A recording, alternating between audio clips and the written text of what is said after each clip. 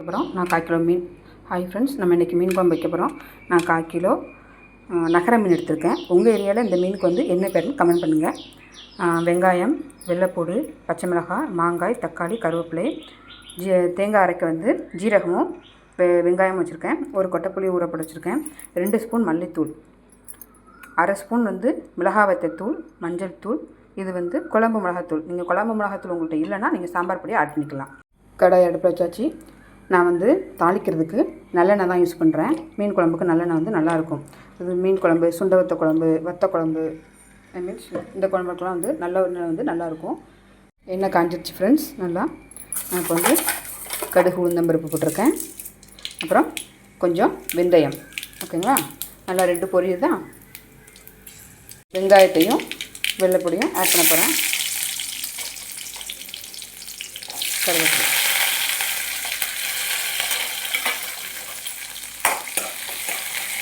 அது லைட்டாக வதங்கி பாருங்கள். அது லைட்டாக வதங்கி வரவும் நம்ம இந்த பச்சை மிளகாய் அண்ட் மாங்காய் ஓகேங்களா ஆட் பண்ணிக்கிட்டேன். நல்லா பாருங்கள், லைட்டாக பொன்னிறமாக வதங்கி வந்துட்டு நம்ம இந்த டயத்தில் வந்து தக்காளியை ஆட் பண்ணிக்கணும். என்னன்னு தெரில, இதெல்லாம் நாங்கள் வாங்கின தக்காளி கொஞ்சம் ஹார்டாக இருந்துச்சு, அதனால் நான் அரைச்சி விட்டுருவேன்.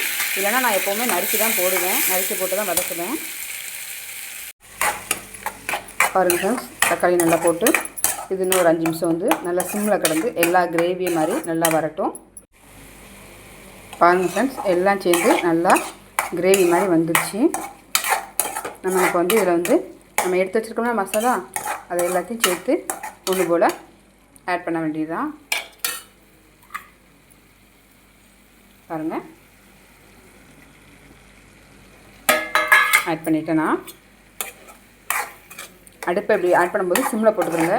இந்த மசாலா லைட்டாக கருகுனாலும் உங்களுக்கு வந்து குழம்பு வந்து வாடை அடிக்க ஆரம்பிச்சிடும். சிம்மில் போட்டு இந்த மசாலா வந்து லைட்டாக கிண்டி கொடுத்துருங்க. நான் வந்து இப்போ வந்து தேங்காய் எல்லாத்தையுமே வந்து வறுத்து அரைக்காமல் குழம்பு வச்சிட்ருக்கேன்.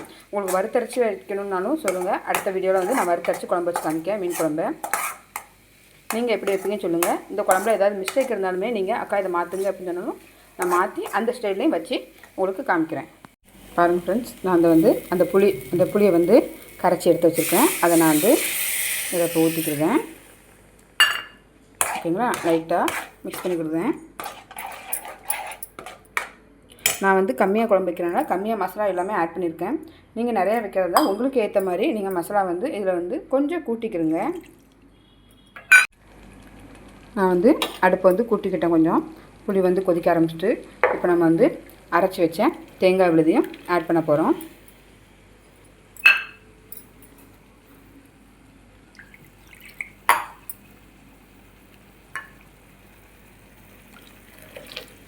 ஓகேங்களா? இப்போ இது குழம்பு நல்லா கொஞ்சம் இதில் இருக்க கொஞ்சம் மசாலா வாடை போன பிறகு நம்ம மீனை வந்து ஆட் பண்ணணும். குழம்பு பாருங்கள் ஃப்ரெண்ட்ஸ், நல்லா கொதிக்குது. நான் தேவையான அளவு உப்பு போட்டுக்கிட்டேன். உப்பு போட்டு ஒரு மிக்ஸ் பண்ணி விட்டுக்கிட்டு இப்போ வந்து நான் இதில் வந்து மீன் எல்லாத்தையும் ஆட் பண்ண போகிறேன்.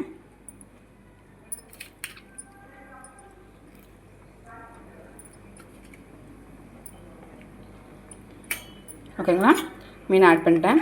மேக்ஸிமம் நீங்கள் மீன் குழம்பு வைக்கிறப்போ இந்த மாதிரி சப்பை கரண்டியாக யூஸ் பண்ணிக்கிறோங்க. ஏன்னா மீன் வந்து அது உடையாது. குழிக்கரண்டினா நம்ம அதை விட்டு இருக்கும்போதே மீன் வந்து பீஸ் உடஞ்சிரும். அதேமாரி நடுவில் விட்டு கிண்ட இந்த மாதிரிலாம் செய்யாதீங்க ஃப்ரெண்ட்ஸ். பாருங்கள், மீன் குழம்பு நல்லா கொதிக்க ஆரம்பிச்சிட்டு இனி வந்து இதை ஒரு 10 நிமிஷம் மூடி போட்டு சிம்மில் வேக வைக்க வேண்டியதுதான். ஸோ நான் வந்து கருவேப்பிலையை போட்டு அடுப்பை ஆஃப் பண்ணிட்டேன். ஓகேங்களா? இதை